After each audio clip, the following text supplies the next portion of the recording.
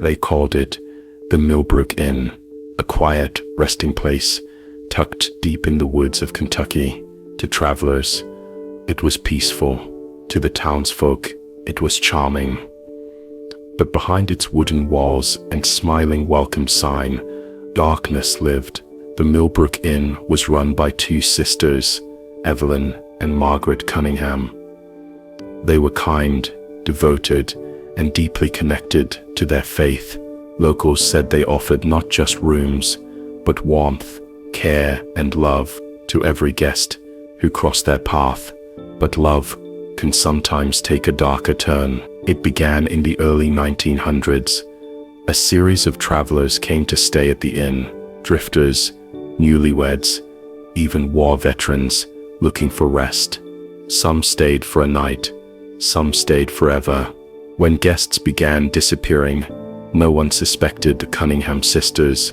They were respected, gentle women, pillars of their small town. They hosted church meetings, helped orphans, and fed the poor. But soon, the whispers began. Visitors entered the Millbrook Inn and were never seen again. Years later, as the inn aged and fell silent, a new owner began renovation work. During digging behind the property, he made a horrifying discovery.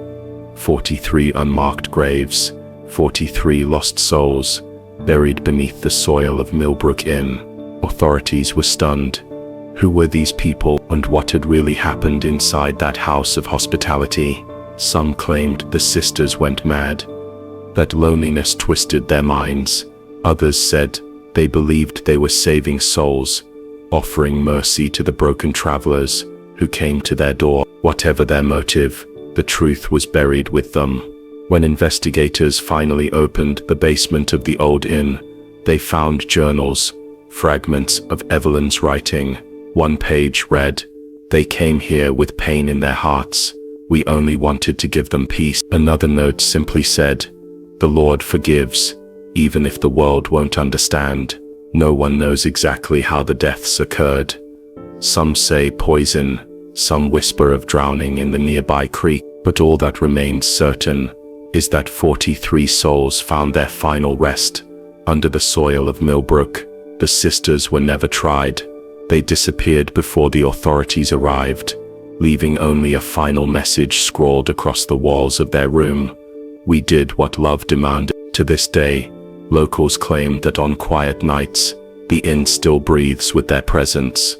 The lights flicker, footsteps echo down empty halls, and if you listen closely, you can hear two women singing an old church hymn, a lullaby for the dead. The Millbrook Inn still stands as a haunting reminder that love, when twisted by pain, can become the most dangerous force of all. This is the tragic legacy of the Cunningham sisters, a legacy written, not in ink, but in the silence of 43 forgotten graves.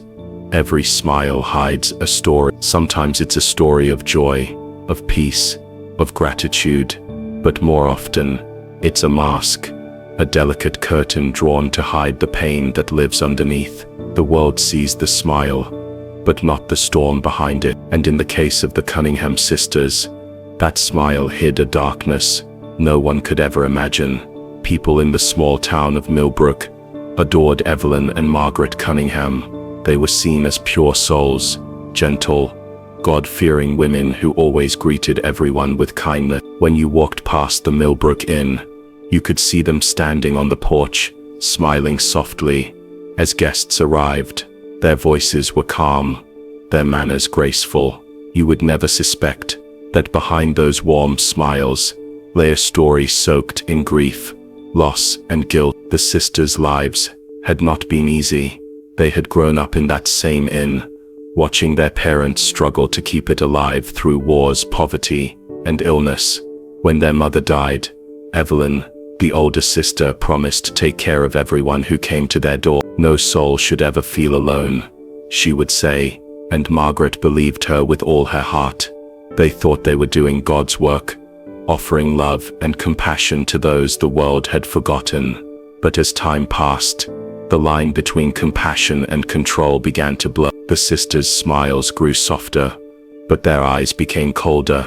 They took in travelers who were broken, people running from the world, from heartbreak, from sin. Some came to rest, some came to confess, some came to die. Evelyn's belief deepened into something dangerous. She started saying that suffering souls could only find peace if they were released from pain entirely. Margaret hesitated, but her love for her sister made her follow blindly. And so the smile became their disguise, the perfect cover for their growing madness. To the townsfolk, they remained angels of mercy. They hosted dinners, prayed for the sick, and comforted the poor. But inside the inn, something far more sinister was unfolding. Guests, who entered seeking refuge, were slowly, quietly erased from the world. The sisters buried them behind the inn, marking each grave with a prayer and a tear.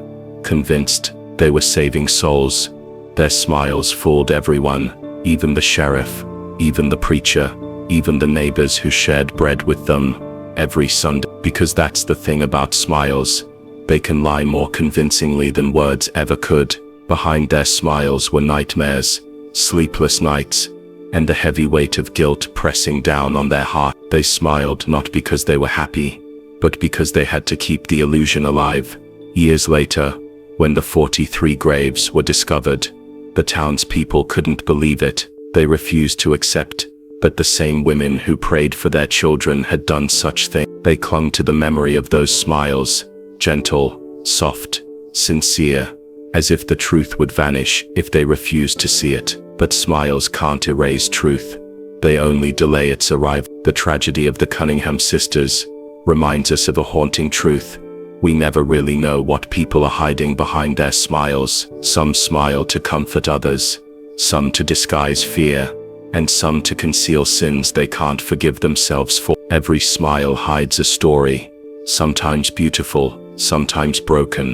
When we look at others, we see what they want us to see. We see the polished faces, the laughter, the calm tone of voice, but deep down, every person carries scars, regrets, or memories too heavy to share. The world teaches us to hide them, to wear the mask of normalcy, to smile and move on. But those unspoken stories still live beneath the surface, shaping who we are and what we become. The Cunningham sisters were not born monsters. They were human, fragile, wounded, and desperate for meaning. Their smiles were their final defense against a world that had taken too much from them. They smiled because it made people trust them. They smiled because it helped them believe they were doing something good. But in truth, their smiles became their prison, a mask they could never take off, even when the guilt began to consume them. When the sisters vanished, leaving only their final message, "We did what love demanded,"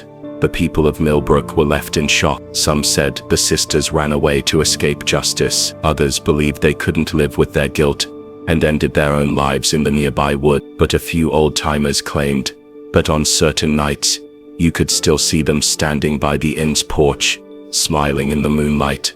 The same soft smile that once deceived an entire town. Every smile hides a story. For some, it's a memory of love. For others, it's a reminder of pain. And for Evelyn and Margaret Cunningham, it was both. Love twisted by loss, mercy corrupted by madness, compassion turned into cruelty. Their story warns us that appearances are fragile, and that even the gentlest hearts can hide the darkest secret. So the next time you see someone smile, remember, that smile might not tell the whole truth. It might be holding back years of sorrow, regret, or fear. It might be the last wall protecting a heart that's breaking inside. Because behind every smile there's a story, and some stories are far too dark to be seen in the light.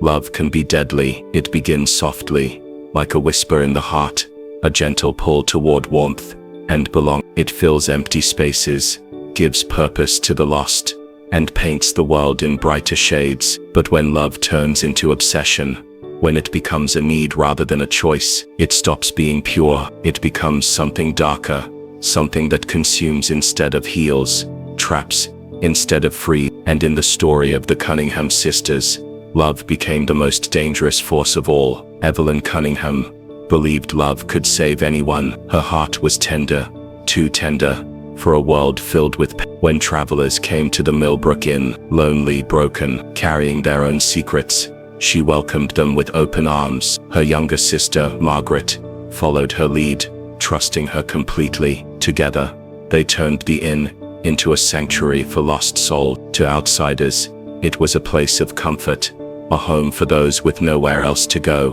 But within its walls, love began to twist into something neither sister could control. It started with pity. Evelyn could not stand to see suffering. She would listen to guests, confess their failures, their guilt, their shame, and when they left, she would worry endlessly that they would return to their misery. In her heart, she began to believe that true love meant protecting people from their pain, no matter the cost. It was a dangerous thought, but she believed it was mercy. Margaret hesitated, but Evelyn's passion was powerful. Love, she said, was meant to free the soul, even if it meant freeing it from the body. That's when love turned deadly. The sisters began to see themselves as saviors. Their acts of kindness became rituals of release. They would offer their guests one last meal, one last prayer, one last moment of peace. Then quietly, their lives would end, claimed by the same love that had promised to protect them. Evelyn wept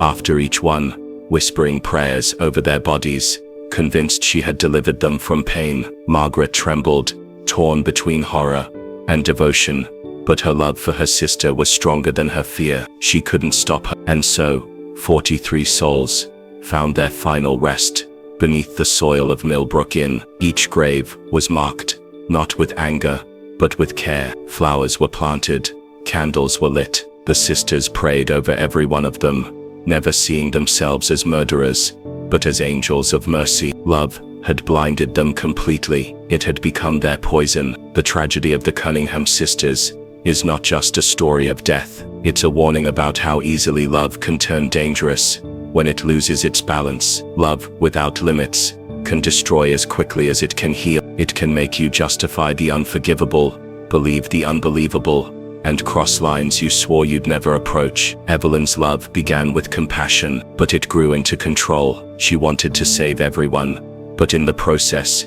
she became the very thing they needed saving from. Even after the graves were discovered, the townspeople couldn't believe the truth. How could women so kind, so loving, be capable of such horror? They remembered their gentle smiles, their generosity, their faith. But love, when twisted by fear and guilt, can wear a perfect mask. It hides its darkness behind warmth and sincerity. No one suspected the sisters because love, in its purest form, is supposed to be safe. Yet in Millbrook, love became a weapon. When investigators found Evelyn's final journal, they read words that chilled their heart. "We did not kill," she wrote.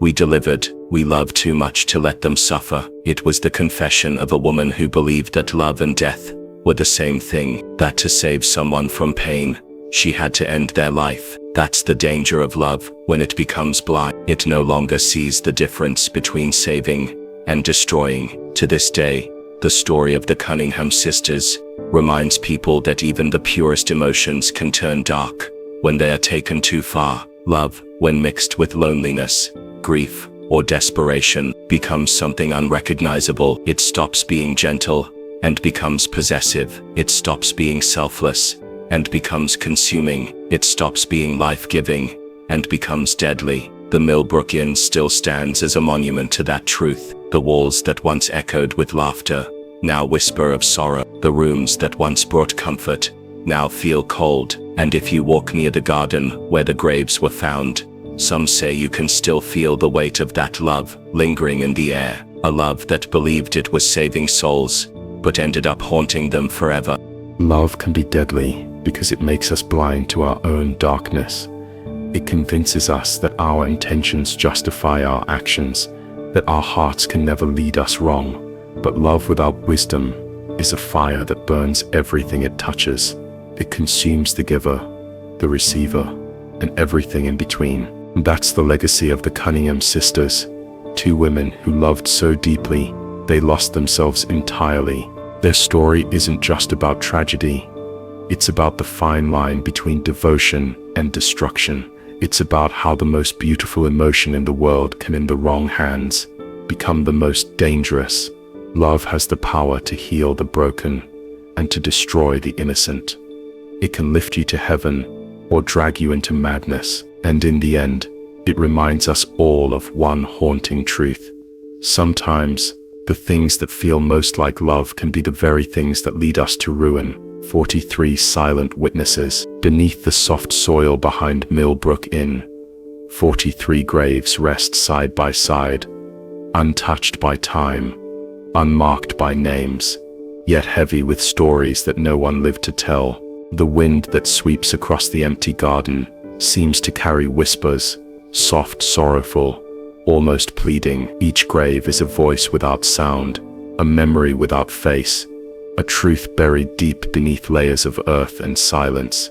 The people of Millbrook call them the silent witnesses, for though they cannot speak, their presence tells a tale darker than words ever could. Years ago, when the inn stood alive with guests, laughter and the scent of home-cooked meals, no one imagined that such horror could exist there.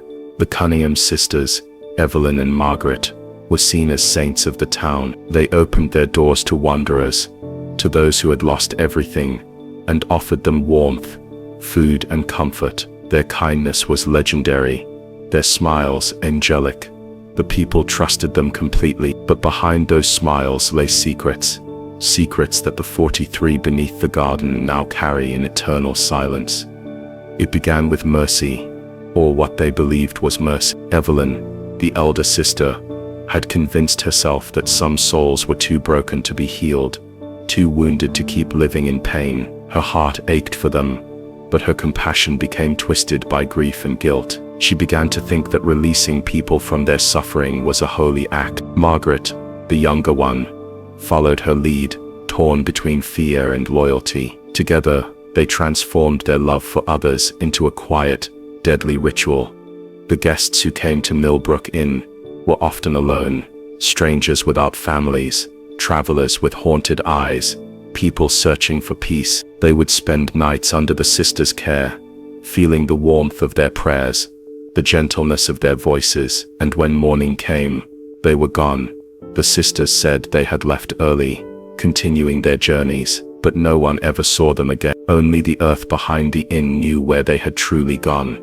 Each grave was dug with trembling hands and covered with flowers. The sisters prayed over every mound of dirt, whispering hymns. As tears streamed down their faces, they believed they were saving souls, not ending lives. The 43 who rest there became their secret congregation, a garden of the lost, a field of forgiveness built on tragedy. The town never questioned the missing travelers. In those days, people came and went often, and the sisters' reputation shielded them from suspicion. For years their secrets slept quietly beneath the ground, but secrets never stay buried forever. When the inn was finally abandoned, nature began to reclaim it. Vines crept over the porch, the windows cracked, and the once beautiful garden grew wild. Then one summer, heavy rains washed away the top layer of soil behind the house, revealing something horrifying, a glimpse of bone, the outline of a forgotten grave. The townspeople came running, and soon the truth surfaced. Grave after grave, body after body, 43 in total, 43 silent witnesses to love gone wrong.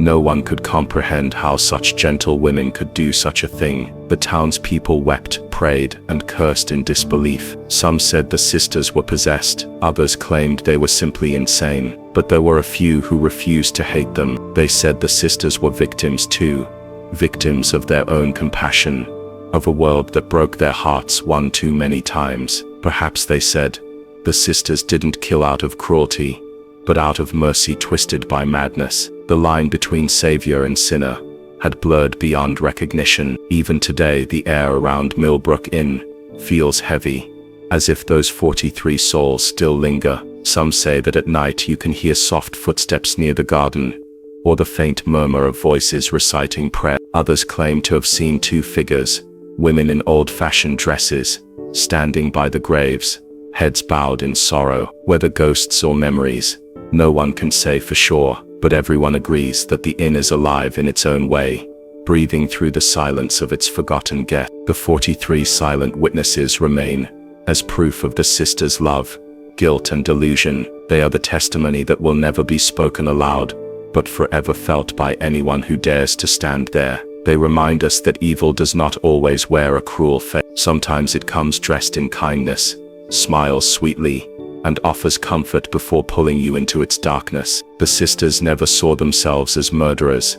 They saw themselves as healers, caretakers of broken souls. But the ground behind the inn tells another story, a story of misguided mercy and irreversible loss. Time has tried to erase the memory of the Millbrook Inn. The building is nothing but ruins now, its wood gray and crumbling, its windows long shattered, but the graves remain untouched, protected by the townspeople who cannot forget. No one builds there, no one digs. It is sacred ground now, not because of holiness, but because of what it represents: the cost of love without reason, of faith without understanding. The 43 silent witnesses do not cry out, yet their presence speaks louder than any scream. They tell a story of compassion turned into tragedy, of hearts that loved too much, and minds that broke under the weight of their own devotion. They are a reminder that even the most beautiful emotions can become dangerous when consumed by obsession. And so the legend of the Millbrook Inn lives on. The laughter is gone, the light has faded, but the silence remains. Beneath that silence lie 43 souls who cannot speak, yet they tell us everything we need to know. They remind us that love can heal, but it can also destroy. Mercy can save, but it can also condemn. And sometimes the truest witnesses are not the ones who speak, but the ones who sleep forever beneath the ground, holding their secrets close, waiting for the world to finally listen. Faith twisted by madness. It sounds impossible, almost contradictory. How can something as pure as faith become something as destructive as insanity? But when faith is built on pain instead of peace, when it's driven by guilt instead of grace, it begins to bend and twist until it no longer resembles what it once was. That's exactly what happened to the Cunningham sisters. Their story is not only one of love and tragedy, it's a haunting lesson of how belief, when blinded by emotion, can turn into something monstrous. Evelyn Cunningham was always devout. Her faith was the center of her world. She prayed for everyone, believed that every soul could be saved, and that God had chosen her to bring light into the darkest corners of people's lives. Her sister Margaret followed her lead, trusting her completely. Together they turned the Millbrook Inn into a place of refuge, a sanctuary for the lost and broken. But faith, when placed in trembling hands, can become a dangerous weapon. At first their devotion seemed pure. The sisters would pray with their guests, feed them and listen to their confessions. The inn felt like a holy place. Travelers who came seeking rest often left feeling renewed, or at least that's what people believed. In truth, not everyone who entered those doors ever left. The sisters' faith had begun to shift, reshaped by grief and guilt after years of suffering. They had lost their parents young, endured poverty, and watched neighbors die of sickness and despair. Each tragedy convinced Evelyn that the world was drowning in sin, and she believed it was her sacred duty to save it. It started with small things. She began fasting for days, saying God was testing her spirit. She would pray late into the night until her voice broke and her eyes swelled with tears. Then she started hearing things, soft whispers she called divine messages. She told Margaret that God had spoken to her, that he had chosen them to deliver peace to the suffering. At first Margaret thought it was just grief talking, but Evelyn's conviction was powerful, almost holy. When she looked into her sister's eyes, she saw a kind of madness that looked like faith. Evelyn began to believe that death was not an end, but a gift, a gateway to eternal peace. When a sick traveler came to the inn, begging for rest, she said God wanted her to set them free, and she did. Margaret was horrified, but Evelyn's calmness made it worse. She prayed over the lifeless body, smiling gently, whispering that the soul was now safe in heaven. She truly believed she was doing God's work. Faith had blinded her to the reality of her actions. Over time, the madness spread to Margaret as well. She didn't share her sister's visions, but she couldn't abandon her either. Evelyn was all she had left. She told herself that maybe her sister was right, that maybe mercy required sacrifice, and so she helped dig the graves behind the inn, 43 in total. Every burial was done with prayer, every death justified by a twisted scripture Evelyn had memorized in fragment. "The Lord giveth, and the Lord taketh away," she would whisper, hands trembling, but steady in her conviction. The people of Millbrook adored the sisters. They saw them as women of deep faith, pillars of kindness. No one questioned their endless prayers, their long nights, or the guests who never seemed to return. After all, who would suspect evil in the name of God? Faith has a way of disarming suspicion. It makes monsters look like saints, and saints look untouchable. Evelyn used that power, without even realizing it. Her madness wore the face of holiness, and her victims trusted her completely. When the truth finally came out, it shattered the town's sense of faith. How could belief lead to such horror? How could prayer lead to 43 graves? The sheriff who investigated said he found Evelyn's journal, filled with words that chilled him to the core. "We do not kill," she wrote. "We deliver the weary to the arms of God. He commands, and we obey." That was the moment faith had fully collapsed into madness, when human compassion was replaced by blind obedience to a voice that existed only in her mind. To outsiders, the Cunningham sisters became symbols of evil, but to those who knew them, they were symbols of tragedy, proof that even the holiest hearts can fall when their faith loses touch with reality. They weren't demons, they were broken believers, victims of their own devotion. Faith gave them strength once, but when that faith cracked, it let the darkness in. Even now, when people visit the ruins of the Millbrook Inn, they say you can feel the weight of that twisted faith in the air. The wind hums softly through the trees, like a hymn sung off-key. Some swear they've heard faint prayers echoing near the graves, as if Evelyn and Margaret are still begging forgiveness for the souls they delivered. Perhaps they still believe they were right. Perhaps in their madness, they can't see that they became the very thing they feared: destroyers, not saviors. Faith is powerful. It can heal the broken, give purpose to the lost, and bring light to the darkest place. But when it's twisted by fear, grief, or guilt, it becomes something dangerous. It blinds instead of guides. It justifies cruelty in the name of love. It turns prayer into command, and belief into obsession. That's what happened to the Cunningham sisters. Their faith, once pure, became their curse, and so their story stands as a warning to all who listen. Faith without wisdom is a flame without control. It can light the way, or it can burn everything it touches. The sisters believed they were serving God, but in truth, they were serving their own madness. Their prayers became poison, their mercy became murder, and their faith became the reason for 43 silent graves behind Millbrook Inn. Faith twisted by madness. It's a reminder that even the brightest light can cast the darkest shadow when the heart loses its way. The past never sleeps. It lingers in the corners of old rooms, hides in the cracks of forgotten walls, and whispers through the wind that moves across empty fields. You can bury it, you can lock it away, you can even pretend it's gone, but it's never truly gone. It waits, quietly, patiently, and one day when you least expect it, it wakes up. At Millbrook Inn, the past never slept. It just waited for someone to listen. Years after the tragedy of the Cunningham sisters, the inn stood abandoned. The wood had rotted, the windows were broken, and ivy climbed up the sides like green veins feeding a dying heart. But even as time tried to erase its memory, the air around it felt heavy, as if the walls were holding onto something they refused to let go of. Locals avoided it, crossing the road rather than walking by. They said, if you stopped long enough to listen, you could still hear footsteps in the halls or the faint echo of a woman's voice whispering prayers to no one. They were the remnants of a story, too dark to fade. Evelyn and Margaret Cunningham had once filled the inn with light, laughter, and faith.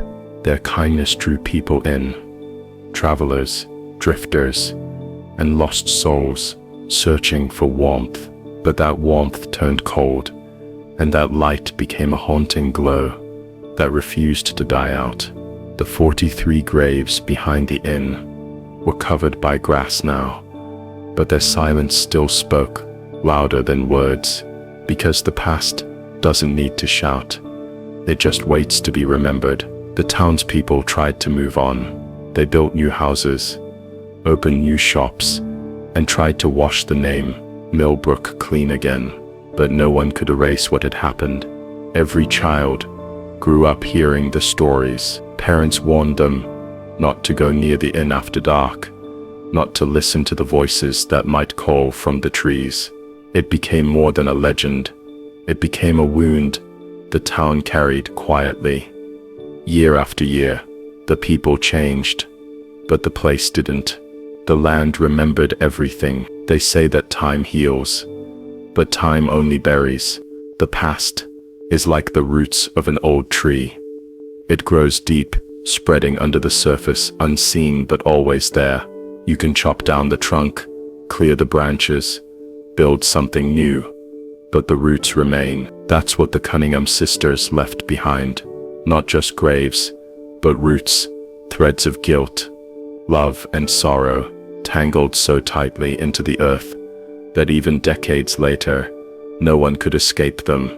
Some nights, especially in the heart of summer, strange lights flicker in the windows of the old inn. The caretaker of the nearby church once claimed he saw two figures standing by the porch, women dressed in old-fashioned gowns, their faces pale, their eyes lost. He swore he heard them praying, the sound faint but desperate. The town laughed at him, said it was just the wind. But those who have felt the chill that hangs in the air around that place know better. The past has a way of reaching out, of reminding you that it never truly dies. People tried to restore the inn once. A group of investors came from out of town, thinking they could turn it into a historical attraction. They brought in workers, cleared the brush, repainted the walls, but the work never finished. One by one, the workers quit, saying they couldn't handle the feeling of being watched. Tools went missing. Doors that had been locked swung open by themselves, and one man claimed he saw a woman standing at the foot of the stairs, staring at him with tears in her eyes. After that, the building was left as it was, half rebuilt, half forgotten, caught between the present and the past. It's almost as if the inn refuses to rest, just like the souls buried behind it. Perhaps the past doesn't sleep, because it still has something to say. Perhaps those 43 souls are still searching for peace that was promised to them, but never found. Maybe Evelyn and Margaret themselves still wander through the halls, reliving their prayers, hoping for forgiveness that will never come. Whatever it is, the energy of that place doesn't fade. It hums quietly beneath the surface, waiting for someone brave enough to feel it. The past never sleeps, because memories are alive.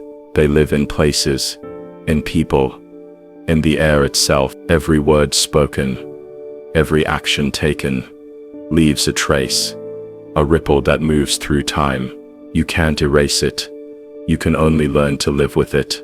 The story of Millbrook Inn isn't just about what happened there.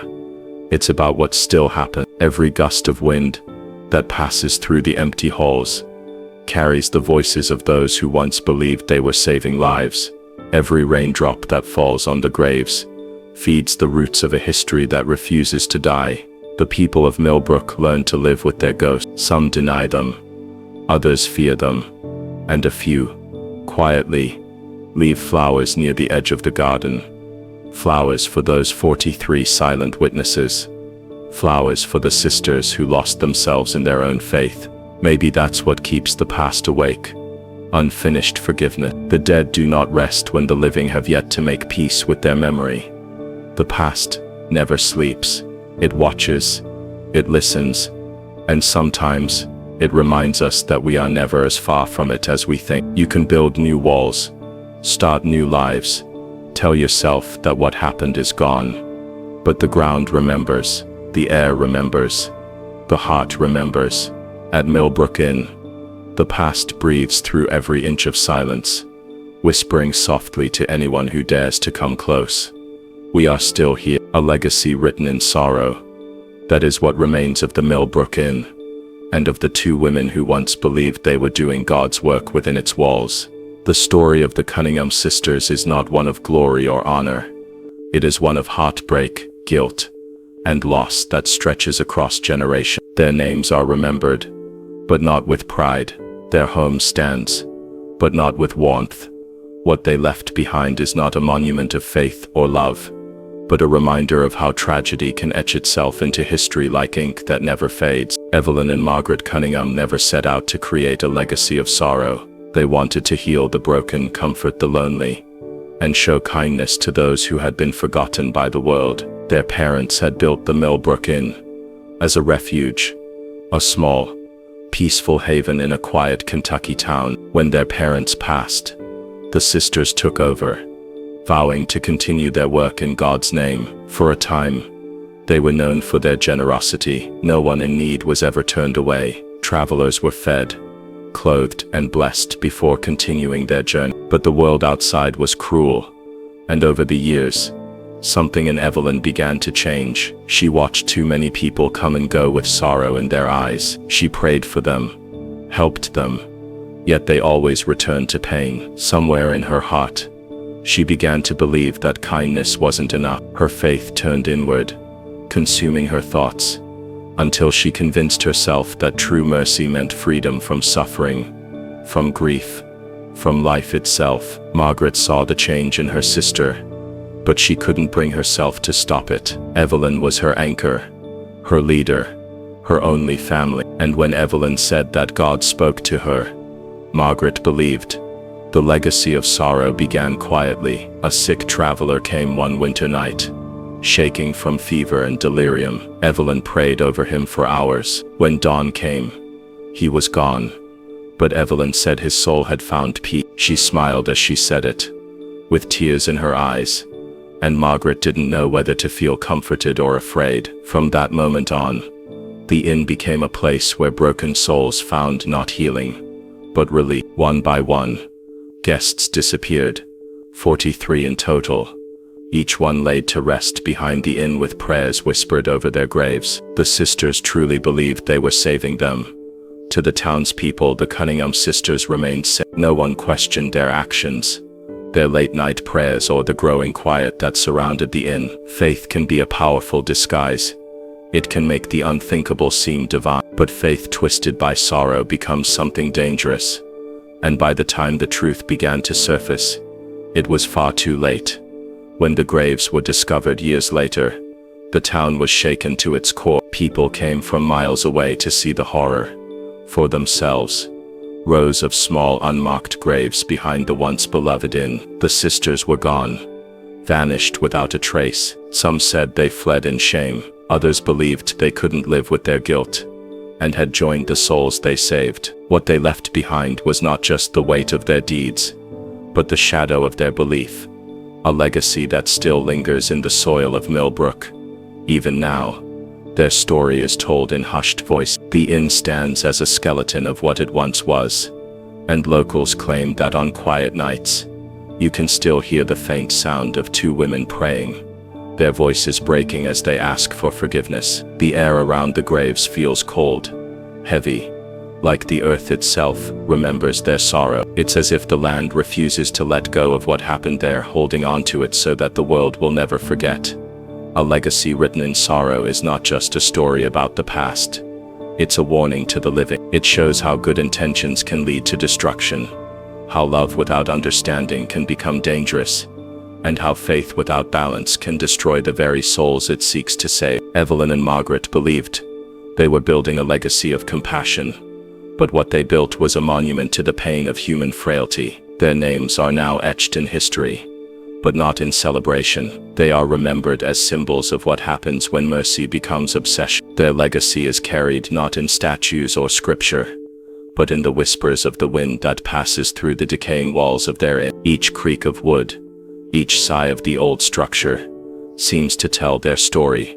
A story that asks one haunting question: how far can love and faith go before they become madness? The sorrow of their legacy does not lie only in the 43 lives they took, but in their own destruction. They were victims of their own hearts too fragile to bear the pain of the world. Their compassion, once beautiful, became their curse, and though they are gone, their sorrow endures. It lingers in the town that trusted them, in the graves that mark their failure, and in the memories of those who cannot forget. Time has not erased them. It never will, because sorrow, when carved deep enough, becomes a kind of immortality. The Cunningham sisters did not set out to become legends, but they did. Their story is retold, not because it inspires, but because it warns. It reminds us that love and faith without understanding can destroy more than they. The Millbrook Inn still stands, its windows dark, its doors locked, yet those who walk by say they can feel something in the air.